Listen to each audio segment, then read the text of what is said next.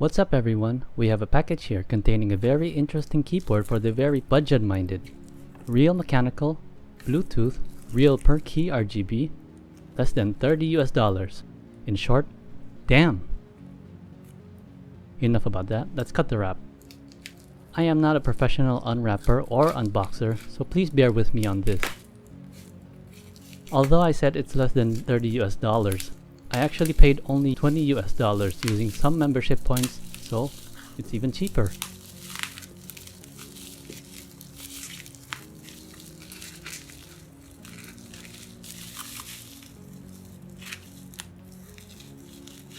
We can see the box packaging is a plain carton box, which is what you expect for the price.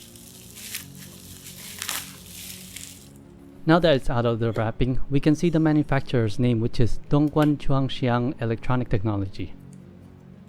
Right away we can see that I'm holding the box upside down, so let's flip it. Much better. It does say it supports Windows and Mac operating system, but we will need to test it out for sure.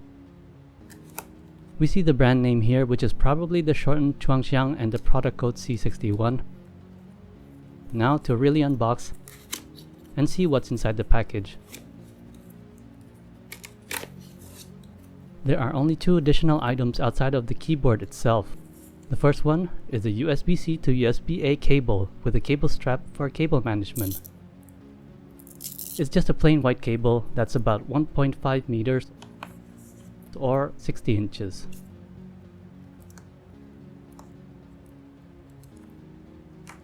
And then we have extra switches included. Funny enough, the extra switches are Outemu blues, which are clicky, while the keyboard that I ordered are browns.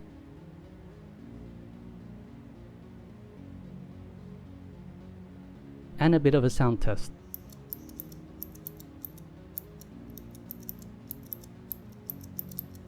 Okay, enough cringing over the scratchy clicks. Time to see what else is included inside the box. And here we have the manual, but in Mandarin, which I don't understand at all. I apologize for the manual being out of focus. Feel free to pause and read if you do understand. Let's just put it back. It's not rocket science, so we'll figure it out the old school way. Goodbye, box.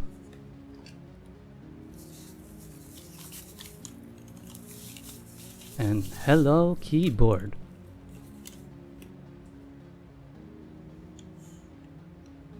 Here's a little bit of a sound test.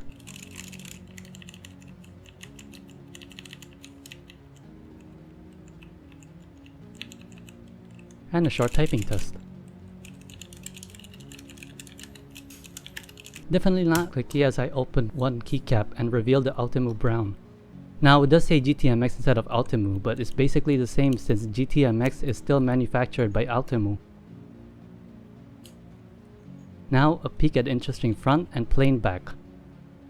While the bottom of the case shows the brand, this time is CXTech. Don't know which one's the real brand. So looking at the front, we have a USB-C port for wired connection and charging. On the other side, we have a switch to turn on the keyboard in Bluetooth mode. And here we see the RGB lighting. Keep in mind that the lights don't actually flicker when you see it directly. It's just how the frequency of the light doesn't match with my phone's camera.